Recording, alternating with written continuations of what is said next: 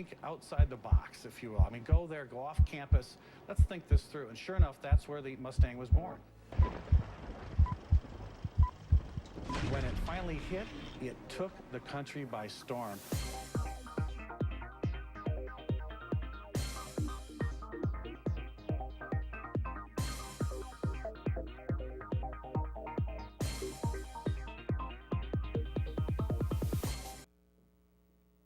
Hello, everybody, and welcome to another edition of Cars in Context. I'm your host, John Clor.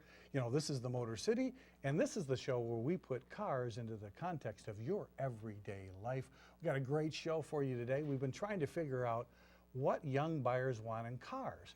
And we've been giving you study after study after study, and we say, do they want this? Do they want that? Do they want performance and cost and tech and fuel economy?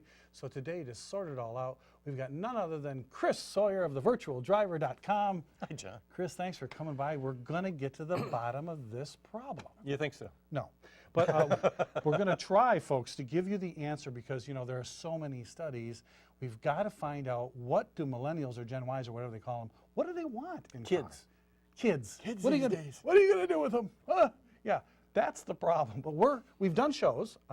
Your brother, Jim Sawyer, came in and did a show on why kids hate cars. And then we had a news item a while back. Maybe they don't actually hate them. So we'll try to figure that all out. But before we do, you know what we have to do? The news? Yeah, we have to find out what's in the news. So let's get this headline, and this is just toward our topic today, folks, and you really need to listen to these studies because there's a study that kids don't hate cars. Sorry, Jim Sawyer, they don't. Now, you remember our show, Why Kids Hate Cars? We explored all the reasons why kids and young people don't seem to be interested in buying a car these days. Well, a recent survey shows that young adults actually do like cars. You know what? Enterprise, that's that car rental company, you know, the one that wraps their car in a package and you got to like tear the paper away to drive it? Oh, yes. No, they actually don't give you the car like that? No. Oh, good. Okay. A little tough. They found that millennials, and those are kids between the ages of 25 and 34. So if you're between 25 and 34, this survey was aimed at you. You are actually very interested in cars, and 88% of them responding to the survey had changed their impression of a car or a brand after renting a car and driving it. Actually driving it. Imagine that, Chris. Gee, so much for buying things over the internet, eh? Another show we did. So millennials who drive cars that are typically 11 years old, that's because you're driving an old car. Mom gave you the old Accord that still got the McDonald's bags from 4 years ago in the back seat. You're driving an old worn-out car. Happy Meal. Yeah, so what they say is their first exposure to new technology in cars comes when they go on vacation and they rent the car. And then when you look at all renters, millennials, over half of them considered buying the car they rented. So much for you know, a time when many automakers said, "Oh, we don't want to put in rental fleets. That's bad business." Good thing to do. There is a way that automakers can really get their brand message out by putting your car in a rental fleet. So and not only that, put it in there with a good bit of tech on it. Right. So people say, "Hey, I want this." Not a stripped down. No. There you go. So I'm debunking two things about the cars, and then automakers who don't think rental fleets are a good idea. So there you go. We answered the question, right, Chris? Nope, not at all. And this is why. Okay. Contrary to many reports, Generation Y consumers do want to buy cars, but according to the study from the New York-based consulting firm of Deloitte, Okay, I know that. They have a long list of demands for automakers to meet. Demands? I'll buy a car if you meet my demands. Yes. And I want $1 million on an airplane.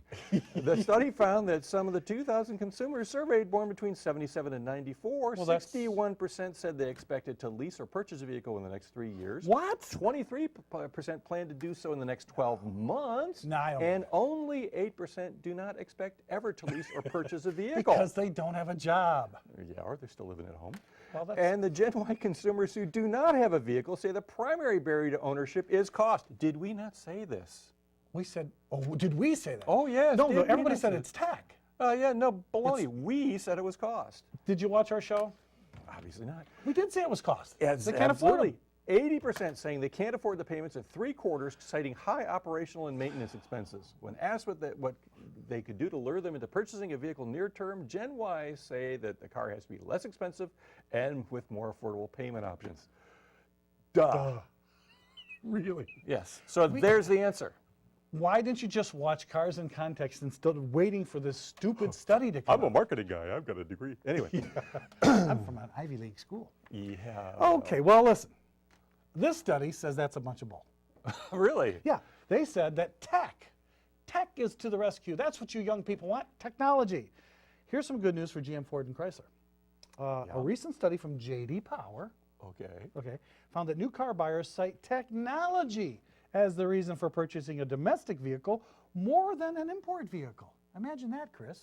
Yeah, it says that just over 38% of domestic buyers say the latest technology features is a big reason for their purchase, and compared with just 33% of import buyers saying, I bought this import for technology. But isn't the thing always been that the import supposedly had more tech than the domestic? This is what we're trying to tell you. It says here, consumers who previously owned an import are 40% more likely to buy a domestic car due to the good work that U.S. automakers have been doing on selling their brands as high tech. So it's not that they can't afford it, Chris, they want high tech. Oh, and here's why. Oh, not another study. Don't believe everything you read. Okay. Yes, I'm reading the it. automakers have been in a race in recent years to woo the exclusive Gen Y sector They have. into the market. Yep. They've restyled whole car lineups. That's true. Created sportier vehicles. Well, that's and they're more environmentally friendly. Yep. They've loaded new cars, even compacts, with the latest dashboard technology. I know I'm driving a Dart right now, and it's got a lot. That's cool. Despite these efforts, a recent story in the New York Times, all the news is fit to print, or that we figure is fit to print, reports younger buyers still say that overall price and fuel economy are the most important factors in deciding I what just to told purchase. you it was tech. Well, before that, I told you it was cost. Okay. And before that, you told me that it was something else. And before that, your brother said kids hate cars. Well, what does he know? So they're saying that So that's the answer. tech, price and fuel economy, it's not tech. Right. Well, I'll have you know, You're calling BS on that? I'm calling BS.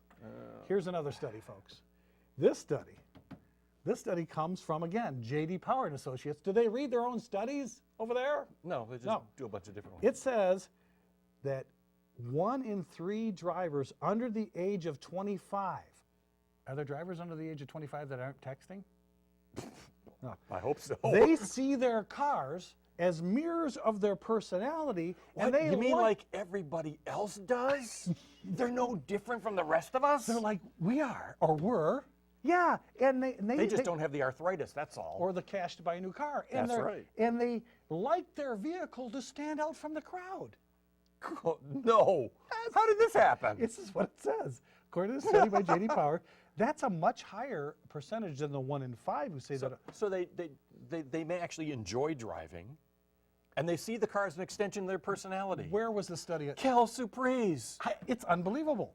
Here's younger drivers are passionate about vehicle ownership, their driving experience, and the image associated with their vehicle, the study found. So what car do you buy if you have your pants halfway down your butt and your underwear up? Something, really that the suspension is slipping on it. Yeah. Not only do the young people enjoy driving, but they also see their vehicle as a reflection of their identity. And listen to this, listen to this. They also still like performance. No. According to this study, 41% of young drivers say they prefer a vehicle with responsive handling and powerful acceleration. Really? Yeah, and then 22% of all the young people surveyed expressed a preference for driving on challenging roadways with hills and curves. What is becoming of our youth today? They're becoming us. They are not what we said they were. They're not the automatons sitting there doing this all the time. See, you know what, folks? I think all. Thank you for joining us in the rest of the world. We've finally put this into context for the rest of the world. Why didn't they pay attention and just listen to us months ago? We told them they're normal people. Because everybody who does a study, everybody who's important, everybody who says that they got a poll, wants to be the guy that says they're different, they're different, they're different, found this they're out different. first. I've got the answer. Pay me more money. So BS. But that's why you should get your answers here on WMTV from the War Memorial Television at Cars in Context. You don't need to waste your time. And turn to the opinion pages of So speaking the of virtual driver.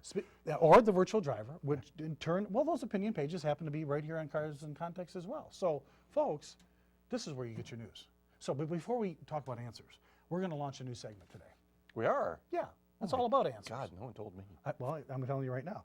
We have a new segment called. I'm the last to know. Well, you know why? It's car trivia time. Oh, this could be fun. Yeah, it's going to be fun. So you folks, why don't you put your thinking caps on? You think you know a little bit about cars, or maybe you don't. Maybe you're just a good guesser. It's car trivia time. So we're going to ask you a question, and then when we come back after the break, we'll give the answer. Okay. Now this one, the reason I brought this one up is I just saw on Counting Cars, the guy tried to explain what Danny the Count? Yeah, the Danny the Count, counting cars. And the question this week is, are you ready? What did the Oldsmobile model designation 442 stand for? Are you telling me he got this wrong? On television, folks, you're watching the wrong car show if you're not watching us instead of this counting cars thing. We should tell you, though, that there are multiple answers to that only because Oldsmobile changed the car over time. But Yeah, the first one is the right one. The correct answer is the first one, why it got the badge on the car. Yep. And he said, I'll tell you what he said later, but folks, you have to think about this. Think of why they called it The 442. Now, we're going to give you that answer, and we're going to put Chris in the driver's seat to answer us what young people really do want tech. What is it? What's the problem with the cars? Right after this break.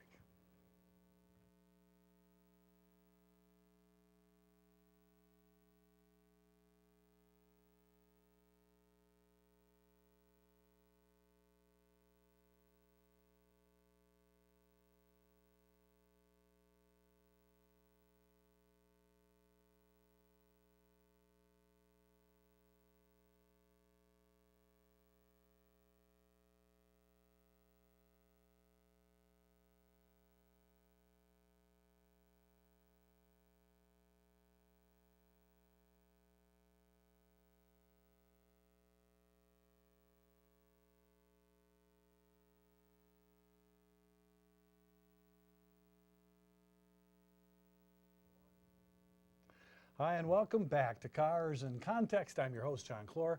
Today we're talking to Chris Sawyer of thevirtualdriver.com, my favorite blog on the internet.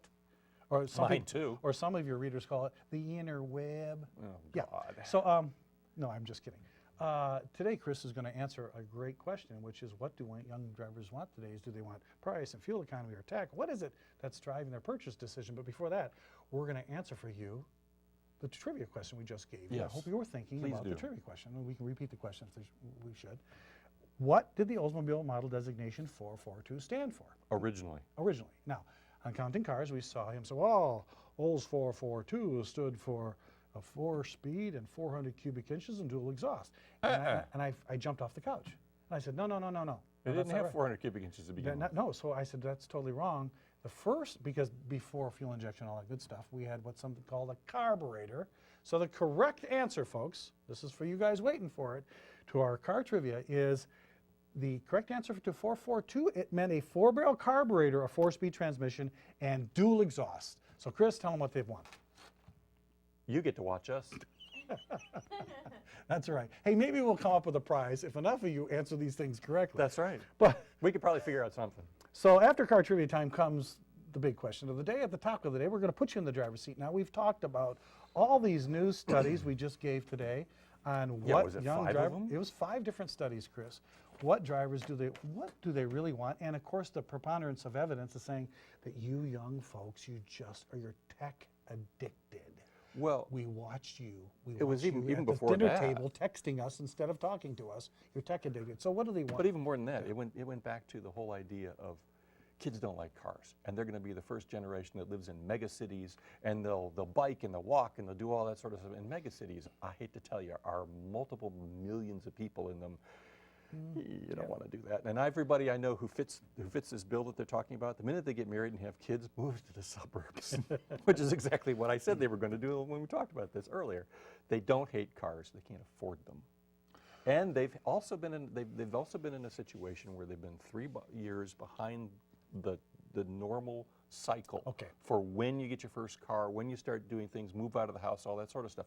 Part of it because of cost, but also because mom and dad made it a little too easy on them, quite honestly. So what you're saying is that the parents nowadays, all this technology we see in the cars, they do love it, but parents have made transporting your kids around that they'd rather spend their money on the latest getting the new gadget. phone, getting the new latest Android gadget. phone, getting the iPhone 6 when it comes out, getting the iPad, all that sort of stuff. And it's understandable. I was the same way when I was a kid. So they do like this stuff in their car. They love. Oh, absolutely. But that's not just being driven by them. That's what everybody, they like to tell you that we need tech because this next generation wants tech. Yeah. Well, the next generation can't afford tech.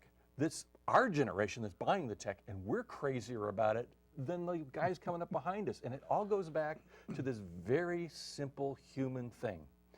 If you say to me, I had it explained to me by George Peterson, who runs Auto Pacific, and he said, when you ask people, do you want front-wheel drive, rear-wheel drive, or all-wheel drive? And they'll answer it to you this way, because they don't know what their car is being driven by in most cases. They go, 4 is more than 2. I want all-wheel drive. It's a really basic human response to anything. I want more. And so they want more tech, but if you look at every study done on tech, they'll tell you, wow, there's really too much tech in this car, and it's really scaring the hell out of me. But you know what? If you offer me something more, I'm going to buy it. Well, this is the problem, folks, and we did talk about this. Tech, in and of itself, it's a good thing if it helps the driving experience. But remember, we talked on a previous show about how tech is so now complicated in your car that your salesman who sells the car to you doesn't have time to explain how to work all the gadgets. No. So they actually have to have a specialist come back, have a class to teach you not the basics of how to turn the wiper on and how to find everything on the dashboard, but how to use all the technology that's in your car. And the second part of that, Chris, we should talk about is tech. Yeah, we love it, but it costs money. It does, but tech is also dropping in price, and it's dropping very quickly right now. We're starting to get to the point where we're seeing the tipping point happen.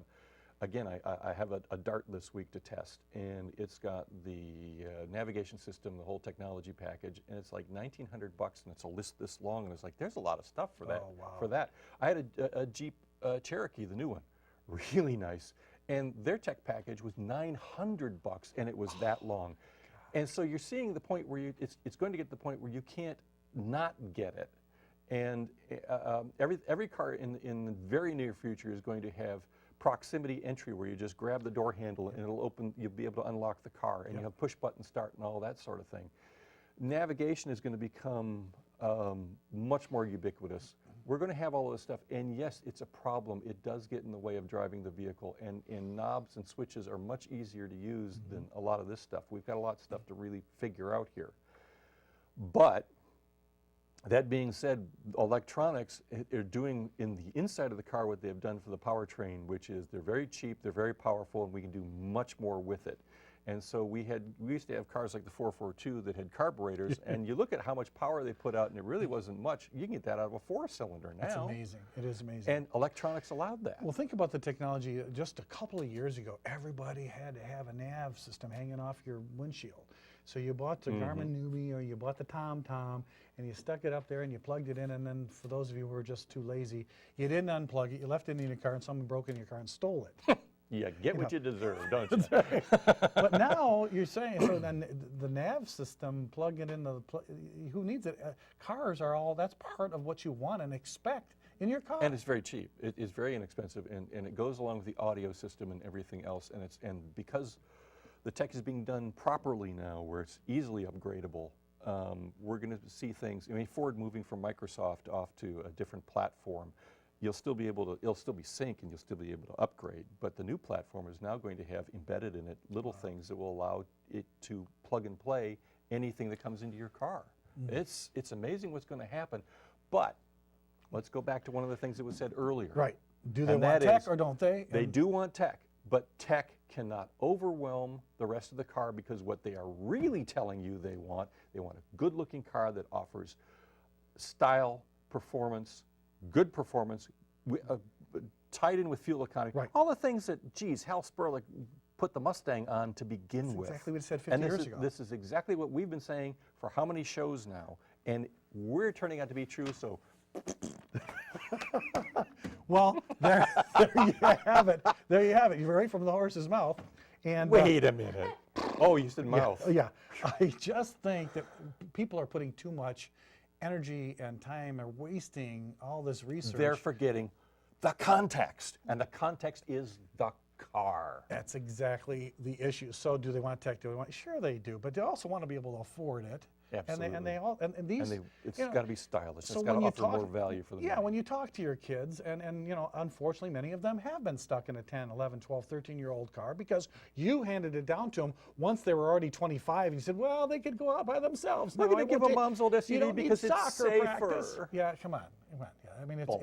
it's too much. So I think we've answered it. Yes, we Now, so when you get these studies, you hear about them, just talk to your kids. They'll tell you the truth. They love this tech, but it's not too much. Hey, even you young people out there, I know some of you accidentally bought an app you don't remember buying because it showed up on your bill. And in the future, we're going to go into this more because a show that I want to do with you is I want to walk you through what I did with my nephew of how to really go about buying a car.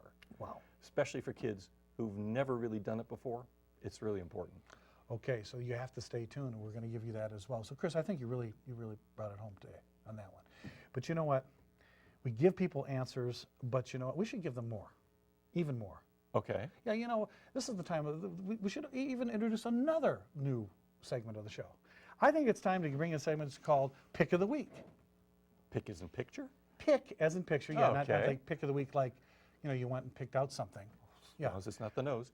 So every week I'm going to bring in a photo I think is cool, and if you have one that you think is cool, you can send it to me, jclor@carsandcontext.com, and I'll be sure to put it on the air. But I find with this long winter, I was just remembering. Long winter? Snap out of it. I was remembering all the long winters we've had. So today's pick of the week is a picture that came from a Detroit neighborhood back in the 60s. I don't know if you guys remember the old blizzard of 65. I do. I was 7 years old. Yeah, I had so many days off of school. I enjoyed it. Here's a side street. Now look at the cars out there. An old Fairlane, a four-door. Look up on the right there by the stop sign. 58 or 59 Thunderbird, Squarebird. A Squarebird. And look how much snow. I mean, there's not even two ruts on the street.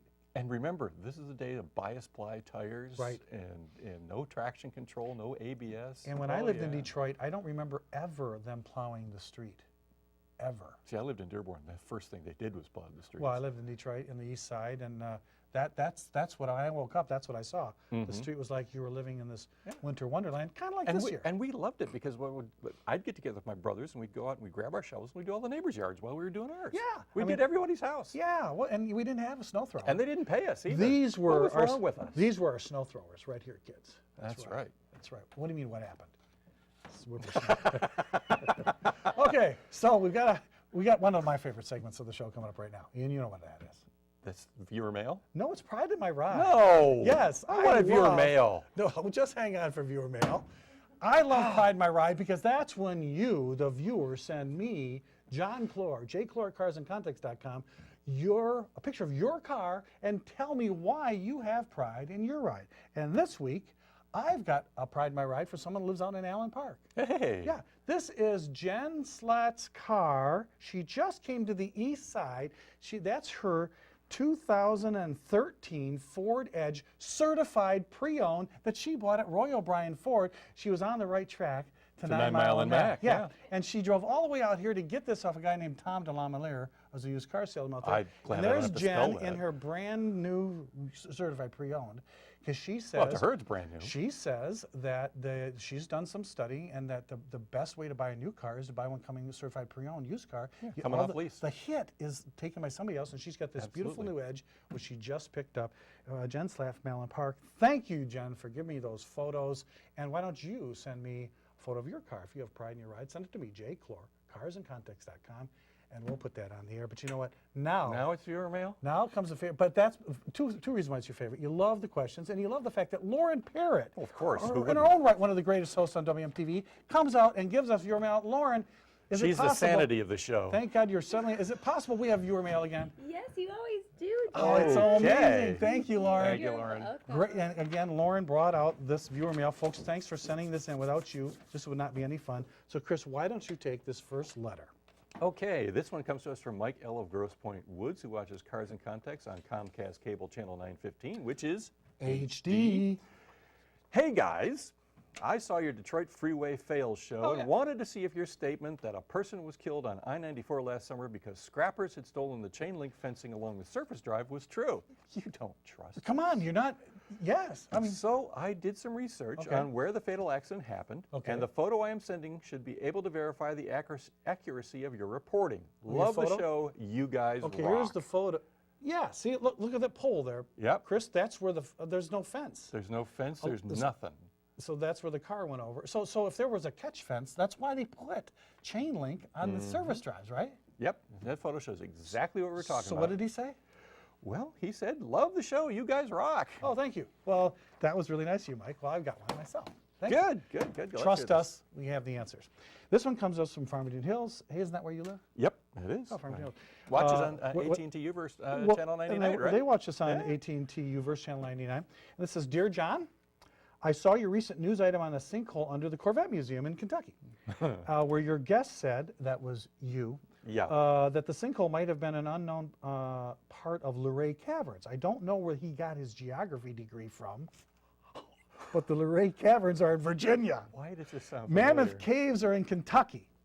And it is possible that a previously unexplored section of the caves continued up to Bowling Green and under the Corvette Museum. Possible maybe, but not likely. You'd run a better chance of finding Malaysian Air Flight 370 than a part of the Mammoth Caves near Bowling Green. Have your guest check his facts. Now listen, we never said that we were geography majors, so thanks anyway for this John, little lesson. Yeah, John, yeah. you never said who the viewer was in front of you. Yeah, I think I did. No, I'm sure you didn't. Could you repeat their name? Well, let's see. It's Does what- it say that she lives on Bernadine Drive? well, actually, yeah, it does say that. Hi, Cindy. We'll talk about this when I get home. Uh-oh. Somebody's in trouble. well, thank you, Cindy, for sending that in. And hey, be easy on us. We are Hey, car what do guy- you expect from a woman who only missed one question on her SATs? What? Yes. She's Wow. incredibly smart, except for the man she's with. And she doesn't rub it in. That's the beauty of that. Except on television.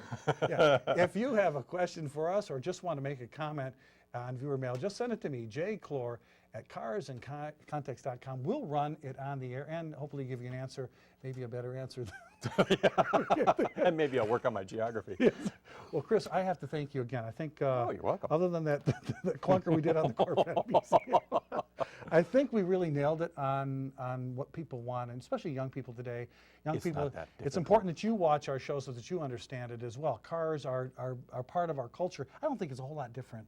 No, they're not different. Which is really, I'm glad you explained the beauty of Hal Sperlich. For those of you who don't know, Hal was the product planner back in the 60s who worked with Lee Iacocca, came up with the idea for the Mustang, for later on the minivan, and then later on this front-wheel drive subcompact, which put the world what man alive created 3 market segments? Nobody. Not too many, yeah, really. Him. Well, folks, if you want to read about Chris's attitudes, it's always on thevirtualdriver.com. We thank you for joining us here on carsandcontext.com. Remember, until next time, knowledge is power. I'm your host, John Clor. Thanks for watching.